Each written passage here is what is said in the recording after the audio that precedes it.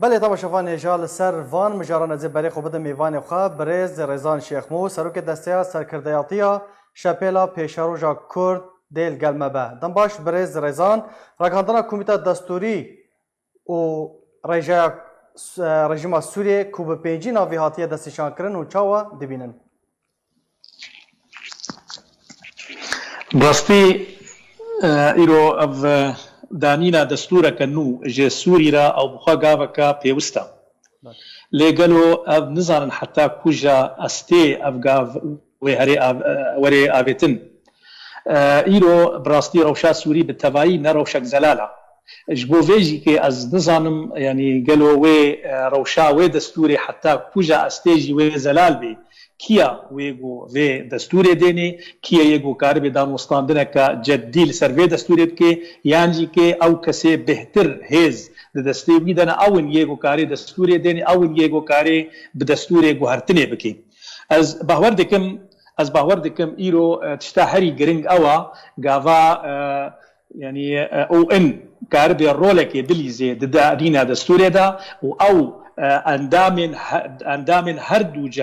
جهه رژیم جی یان جی اپوزیسیون جی کاربن داموستاندنه بکن دانینا دستوره که بکوی خدمتا گله سوری ده بکوی خدمتا پیشروجا سوری ده لی از نظام یعنی از ندوه بهوریه ده حتی داوی گلگور کریزا سوری تر درواز به گور استنگن زحمت یبو حتی انها سوری تر درواز به ندوه بهوریه ده رژیم خو بده برتشتکی و تم و بخوازه استنگال پیشیا دانینا دستور دینه و بخوازه تم وکا د راپورتا وده هاتی و بخوازه عمر خو دریج بکه و بخوازه جه خو يعني في كرسي خو دريج بكي وبخوازي بهتر بوخته بليزي گوكار به بهتر عرض بگریج بو گوكار به د پیشروجه د دستور بليزي از براستی ادبینم يعني لي يا گرنگ اوا ضغطك جدي دولتها هبه جبو دانینا دستور کنو او دستورك نو جنبه بکوی خدمتا ملت سوری بتوایدا بکوی خدمتا حمو پیکاتی سوری دا بکوی خدمتا پیشروجا سوری دا و سوری جوان استنگ خوا خلاص به و ظلم و زورا گو تکرن خلک سوری دا وری راوستاندن او خوینا گو تیر جاندن د سوری دا وری سکناندن اویا هری گرنگا د پیشروجا دا باشه برز رزان باش دربونا پنجینا وی جالی رژیم سوریه و جعلی ولاتن زلهز افنای وطای کو دان پیدانه که فرمیه یان جی اعتراف که رسمیه جی رژیم سوری یا کو اول چند سالن به تاوان در حق سوریان ده رادبه بگمان یعنی یا هری زحمت یا هری گرنگ چلو تی قبول کرن رژیم یا گو ایرو بر پرسیارا دبر کشتنا میلیون کس دستوری دا یا گو بر پرسیارا بر پنابریا بهتر 8 میلیون کسی سوری دا یا گو ایرو بصد هزار کسی گوچارنو ساوا نزلالا د سوری دا یا گو نیو سوری هاتیا ویران کرن تفلو ولوجی گاوا اف دولت قبول دکن گه رژیم جاردی وکبری وقت تفهم کرن جوینا که وکانو د صراع سیاسی های دنا برا رژیم و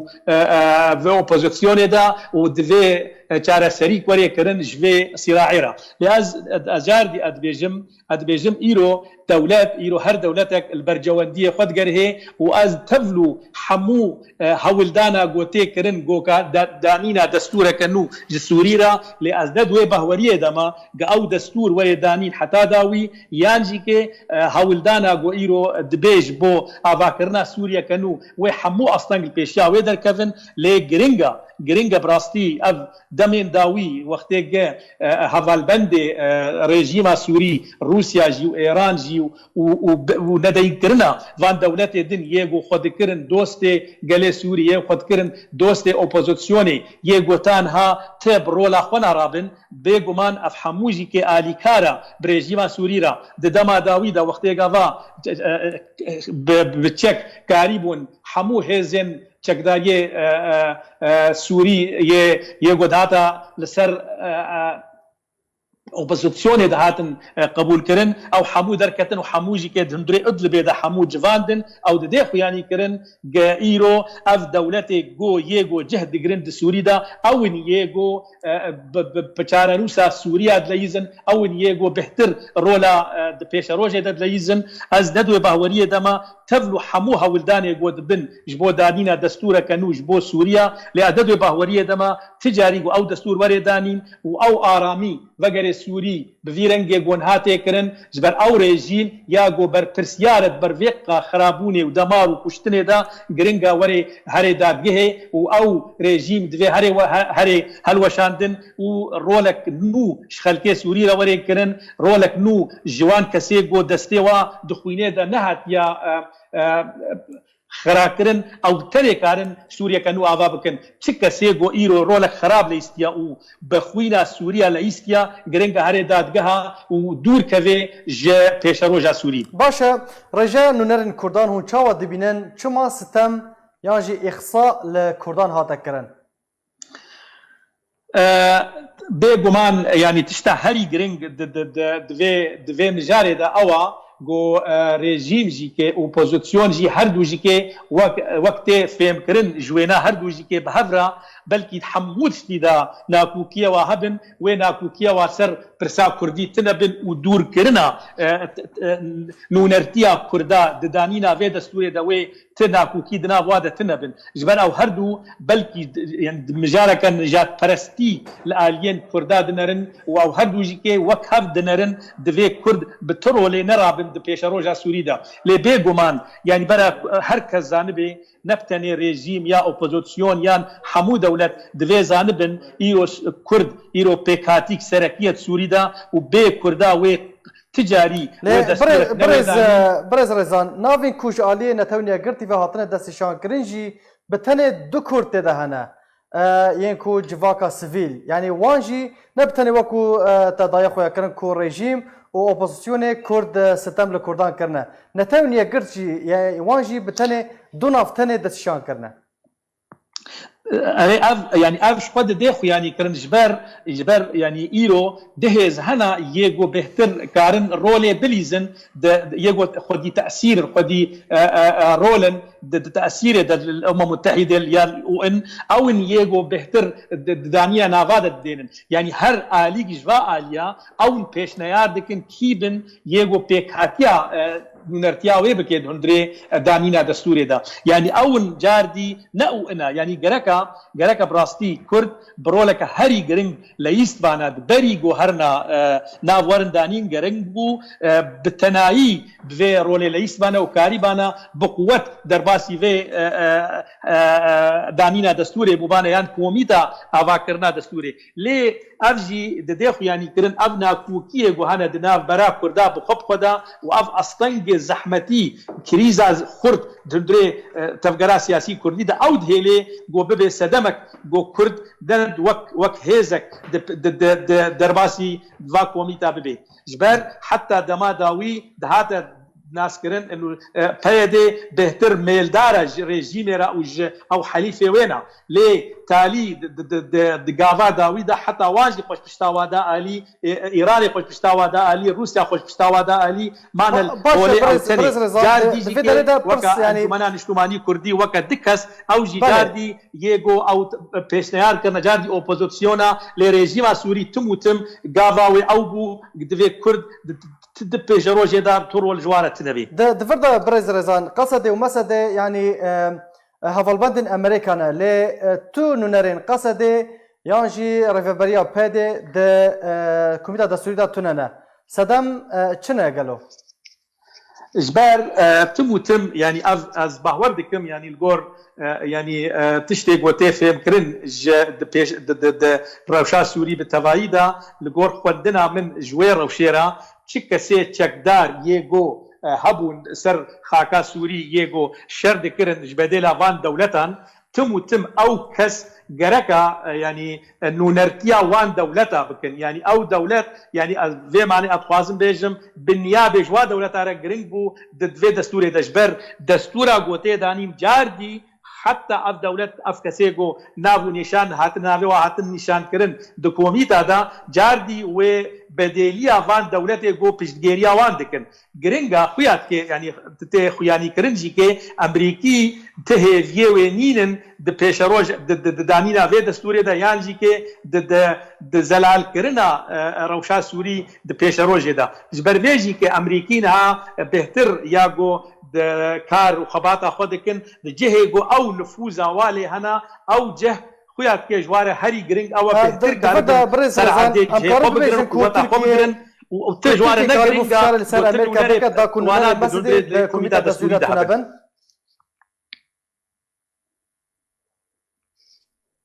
الو فين ذكرشتا برز رزان امكار بيجن كو تركيا قريب وفشار سر امريكا بك دا كنورن مسد يانجي ريفبريا بيدي د كوميتا دستوري دا تنبن از يعني از خوا از ويد بيجم جرينجا هك يعني تشتن هبن از باور دكم بلكي نبتني رولا تركاتي ذهبي لأز بيجم بالتوائي نخوستنا نا تركجي ونا روسيا جي ونا ايران جي ونا اف حمو دولتي يجو هيز بهيز دندري سوري دا يعني خدي نفوذ دندري سوري دا جوار جرينجا جو كرد دندري كوميتي دستوري دا نا او كسن جهگرتي بن يانجي كي نا كاربن برولك بيشروجا سوري دا بليزن باشا نونرن كردان برجايا خويا كيم وكاربن ما في قال كرد دستورا نو دا بچسبينن از باور دکم يعني دانينا دستوري وهزبونا و نقريداي بهجمارا كسافا و قريداي برولا هر دولتك و تقاسي كاربي باندورا خوا لدانينا في دستوري بكي از باور دکم يعني تبلو باوريا من هيا براستي جوان كسيغو ايرو نونرتيا كردا بكن في كوميتي دستوري دا كارب برولك هري يعني حمو جهد اخوا بحمو قوات اخوا بحمو خرطبونا اخوا كارب برولك جرين بليزن د اعترافك الدستوري بهبونا ما في بهبونا كردا دندري سوري بالتفايدا وكمكونك وكبيكاتيك سركي وما في كردا وك الجور في بيكاتيه تقاسي وكاربن رول يعني تقاسي وجه بجري لعردي از باور دكم از ويه في دما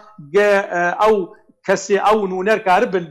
بزحمتيه وبقوته بهيزه كاربن برولك بليزن لي از نبه ورم او دستورا جوري دانين او دستور جهل عردي بجري جبر ايرو چقاسي دستور هبه چقاسي خرطونا و دستوري هبه لي وقته لسر عرده هينجي ريجيم هيا هينجي هيزي وهنا ونكاربن او دستور سر عرده في دستور نو ونكاربه هيزن كو هاتن سوريا امريكا ايران تركيا روسيا جي خود سوريا دغرن لغوري دستوري اگر ام فگرن لغوري دستوري د في اف هيز هموج سوريا دركفن لغوري اخافتنا تا كو دستور سوريا ونكاربه وان هيزان ج سوريا دربخينه اوروش ندياره روشا سوريا بيشاروش نزل على از وید بيجم عيني از وید بيجم اد بيجم روشا سوري تشاره سريه كسياسي نوي دانيج بو روشا سوري بالتوائي و ت دستور و ت ونكار بترو لا دانينا